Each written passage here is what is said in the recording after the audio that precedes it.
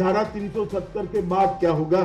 मैं निश्चित रूप से मानता हूं कि धारा 370 हटने के बाद फिर कश्मीर के अंदर आतंकवाद की समाप्ति होगी और कश्मीर विकास के रास्ते पे आगे बढ़ जाएगा। जो ये समझते हैं कि मिलिटेंसी खत्म होगी, मैं उनको दावा देता हूँ इस बार कभी मिलिटेंसी यहाँ खत्म नहीं होगी जब तक हमारे पड़ोसी और उनके हालात बेहतर होंगे। जम्मू कश्मीर भारत का वो हिस्सा जिसे शायरों ने सैकड़ों साल पहले स्वर्ग कहा था, मगर उसी कश्मीर में उग्रवाद और आतंकवाद ने लोगों का जीना मुहाल कर दिया था।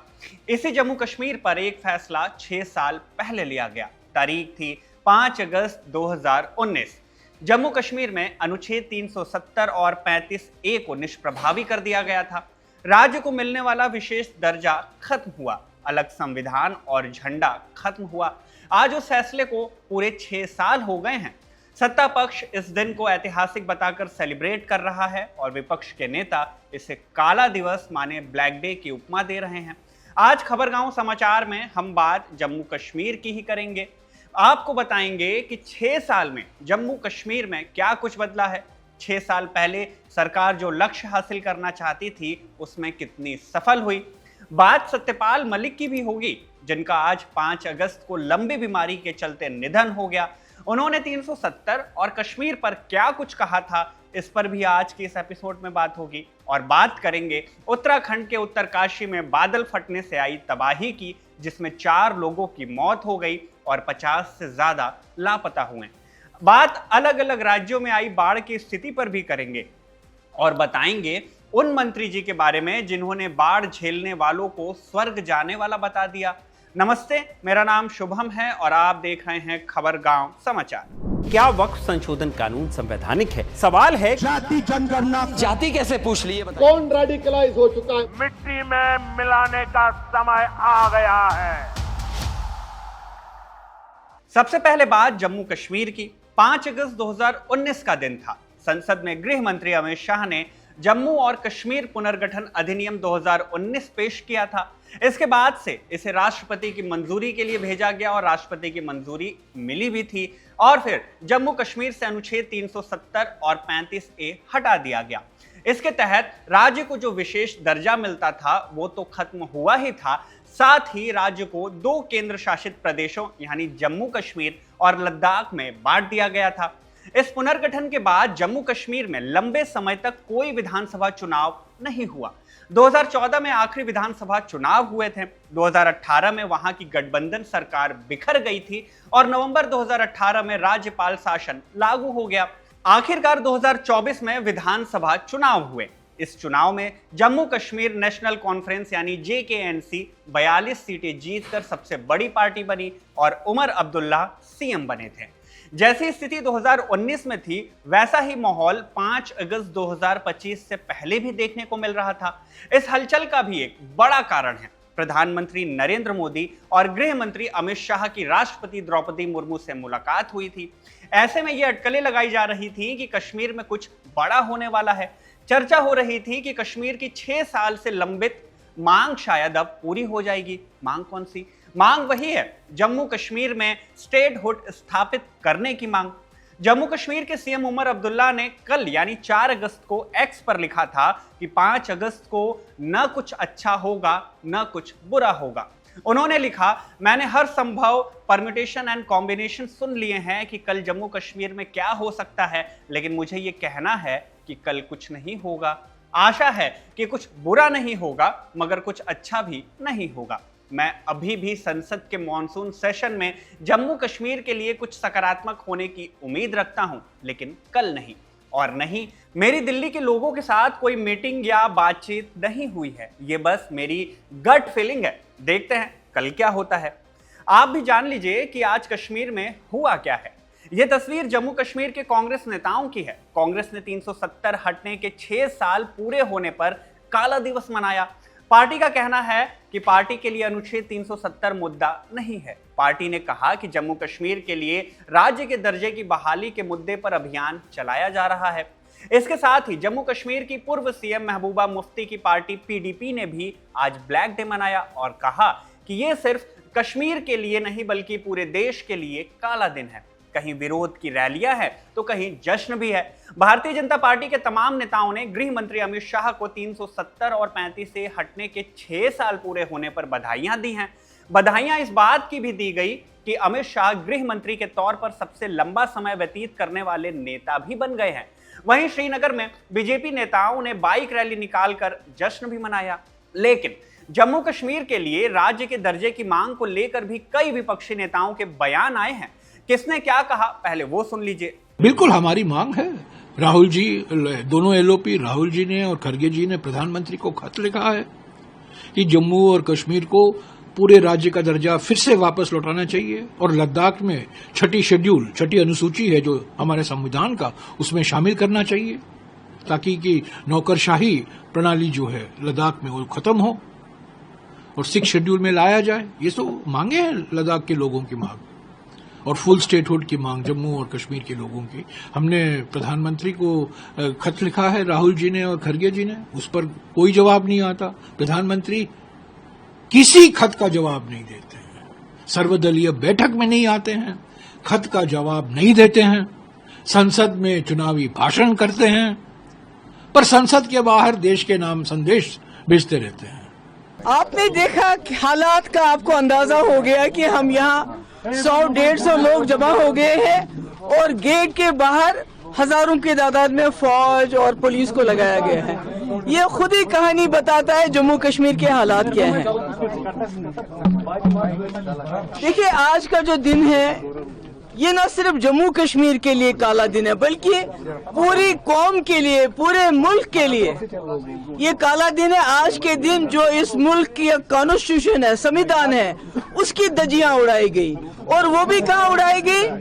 पार्लियामेंट के अंदर जो रूलिंग पार्टी है उन्होंने अपनी ब्रूट मेजॉरिटी का इस्तेमाल करके जो हमारे मुल्क के आईन ने जम्मू कश्मीर को एक खुसूसी पोजीशन दी थी 370 की सूरत में, उसको अनकॉन्स्टिट्यूशनली खत्म कर दिया। आप श्योर क्यों कह रहे हैं? खत्म कर दिया उसको। और उस वक्त लगा हमारे पूरे मुल्क में जो लोग थे और लीडरशिप थी उनको लगा ये जम्मू कश्मीर का किस्सा है, हमें इसके साथ क्या लेना देना है। जो हमारे मुल्क के लोग थे उनको ये पता नहीं था कि एक बार कॉन्स्टिट्यूशन को सबवर्ट किया गया जम्मू कश्मीर में के अंदर तो ये पूरे मुल्क में ये बीमारी फैल जाएगी। अब बात करते हैं कि इन 6 सालों में कश्मीर में क्या कुछ कदम उठाए गए हैं। इसे पॉइंटर्स के जरिए सिलसिलेवार तरीके से समझते हैं। सबसे पहले बात राजनीति की। जम्मू कश्मीर में फिलहाल मुख्यमंत्री तो उमर अब्दुल्ला हैं, लेकिन उनकी शिकायत भी वही है जो लंबे समय तक दिल्ली के पूर्व मुख्यमंत्री अरविंद केजरीवाल की थी, यही कि लेफ्टिनेंट गवर्नर का दखल है। 2024 चुनावों के ठीक पहले राज्य में पुलिस और सेवाएं एलजी को दे दी गई थी, जिससे सरकार का अधिकार क्षेत्र और सीमित होता चला गया। अब बात केंद्र सरकार की भी करते हैं, जिसने दावा किया था कि घाटी में 370 हटने के बाद विकास बढ़ेगा और घाटी के लोगों को अहम सुविधाएं मिलेंगी। इंडियन एक्सप्रेस की एक रिपोर्ट के अनुसार सरकार ने कहा है कि 2020 से पहले की तुलना में 2024-25 में कश्मीर में 10% ज्यादा इन्वेस्टमेंट किया गया है। इस वक्त प्रस्तावित इन्वेस्टमेंट 1,63,000 करोड़ रुपए है। वहीं एनडीटीवी की रिपोर्ट में बताया गया है कि सरकार अब तक घाटी में 80,000 करोड़ रुपए निवेश कर चुकी है। बात अर्थव्यवस्था की करें तब भी स्थिति सुधरी हुई नजर आती है। 2019-20 में जम्मू कश्मीर बैंक 1,139 करोड़ के घाटे में था, मगर 2023-24 में बैंक 1,700 करोड़ के प्रॉफिट में है। लेकिन इसके साथ ही अर्थव्यवस्था बड़े स्तर पर केंद्र से मिले पैसे पर निर्भर है, जो कि खेती और उद्योग जैसे सेक्टर से कमाई बहुत ज्यादा नहीं है। जब 370 को निरस्त किया गया था तब एक बड़ा दावा यह भी था कि घाटी से अब आतंकवाद खत्म हो जाएगा। आतंकवाद या मिलिटेंसी को लेकर हाल ही में फारूक अब्दुल्ला ने बयान दिए हैं, वो सुन लीजिए, फिर बात आंकड़ों की करेंगे। जो ये समझते हैं कि मिलिटेंसी खत्म होगी, मैं उनको दावा देता हूं इस वक्त कभी मिलिटेंसी यहाँ खत्म नहीं होगी जब तक हमारे पड़ोसी और उनके हालात बेहतर होंगे, नहीं होगी। हालांकि ये बात सच है कि कश्मीर में जिस तरह की घटनाएं 2019 से पहले होती थी वो अब कम हो गई हैं।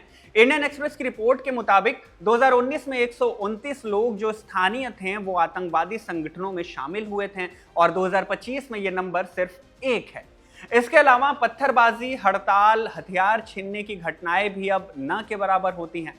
जम्मू में जो क्रॉस बॉर्डर झड़पें और सुरक्षा बलों पर आतंकी हमलों की घटनाएं पिछले 3 साल में देखी गई थी, वो भी अब कम हो रही हैं। 2024 में 67 आतंकवादियों को भी मारा गया था, लेकिन क्या आतंकवादी हमले कश्मीर में पूरी तरह से खत्म हो गए हैं? क्या कश्मीर से आतंकवाद खत्म हो गया है? इसका जवाब पूरी तरह हाँ नहीं हो सकता है, क्योंकि जिस रोज आप ये शो देख रहे हैं उसी के कुछ घंटे पहले एनडीए के तमाम नेताओं ने पीएम नरेंद्र मोदी की वाहवाही की है, उनका सम्मान किया है ऑपरेशन सिंदूर के लिए। लेकिन ऑपरेशन सिंदूर की जरूरत क्यों पड़ी थी, ये सवाल जैसे ही आपके मन में आएगा, आपको कश्मीर में हुए आतंकवादी हमलों की याद दिलाएगा। 22 अप्रैल को कश्मीर के पहलगाम में पाकिस्तान से आए 3 आतंकवादियों ने हमला किया था, जिसमें 26 नागरिकों की हत्या कर दी गई थी। उन तीनों आतंकवादियों को ऑपरेशन महादेव में मार गिराया गया है। और पहलगाम का हमला अकेला ही नहीं था। 2022-23 के दौरान कश्मीर के गैर मुस्लिम शिक्षकों और प्रवासी नागरिकों की टारगेटेड किलिंग्स के भी कई मामले सामने आए थे। कश्मीर, जिसे एक टूरिस्ट स्पॉट माना जाता है, उसके माहौल पर आतंकी हमलों का गहरा असर पड़ता है। पहलगाम हमले के बाद प्रशासन ने 50 टूरिस्ट लोकेशन को बंद कर दिया था, जिसमें से अभी बस 16 ही दोबारा खुल सके हैं। अब बात पाकिस्तान की भी कर लेते हैं, जहां 5 अगस्त को यौम इस्तेहसाल मनाया जाता है। इस्तेहसाल का शाब्दिक अर्थ एक्सप्लॉयटेशन या शोषण होता है और यौम मतलब दिन। 5 अगस्त 2019 से ही पाकिस्तान इस दिन यौम इस्तेहसाल मना रहा है, क्योंकि उसका मानना है कि भारत सरकार ने जम्मू कश्मीर से 370 और 35 से हटाकर कश्मीर पर एक्सप्लॉयटेशन किया था। आज के दिन भी पाकिस्तान की तरफ से बयानबाजी की गई। पाकिस्तान के प्रधानमंत्री शहबाज शरीफ ने कहा कि जम्मू कश्मीर विवाद का न्याय संगत समाधान पाकिस्तान की विदेश नीति का एक प्रमुख स्तंभ है, और उन्होंने अंतर्राष्ट्रीय समुदाय से आग्रह किया कि वो कश्मीर, जिसे पाकिस्तान IIOJK कहता है, वहां भारतीय मानवाधिकार अपराधों को रोकने और 5 अगस्त 2019 की एक तरफा और अवैध कार्रवाइयों को उलटने में भूमिका निभाए। अब बात सत्यपाल मलिक की करते हैं, जिनका आज दिल्ली के राम मनोहर लोहिया अस्पताल में निधन हो गया। वो कई दिनों से बीमार चल रहे थे और 79 साल के थे। 5 अगस्त 2019 को जब केंद्र ने जम्मू कश्मीर से अनुच्छेद 370 को खत्म किया था, तब उस वक्त सत्यपाल मलिक ही जम्मू कश्मीर के राज्यपाल थे।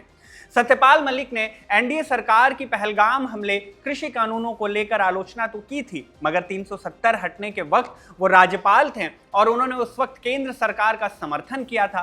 पीएम नरेंद्र मोदी और अन्य नेताओं ने सत्यपाल मलिक को श्रद्धांजलि भी दी है। अब जाते जाते बात उत्तराखंड की करते हैं, जहां के उत्तरकाशी में बादल फटने से बड़ा हादसा हुआ है। गंगोत्री धाम और मुखवा के पास धराली गांव है, वहां बादल फटने से एक नाला उफान पर आ गया, जिसकी तस्वीरें आप अपनी स्क्रीन पर देख सकते हैं। उत्तरकाशी के डीएम प्रशांत आर्य ने बताया कि हादसे में अब तक 4 लोगों की मौत हो गई है और संपत्ति को काफी नुकसान हुआ है। बादल फटने के बाद इलाके में 50 से ज्यादा लोग लापता बताए जा रहे हैं। उत्तराखंड के सीएम पुष्कर सिंह धामी से गृह मंत्री अमित शाह ने बात की है। नरेंद्र मोदी ने भी इसको लेकर पोस्ट किया है।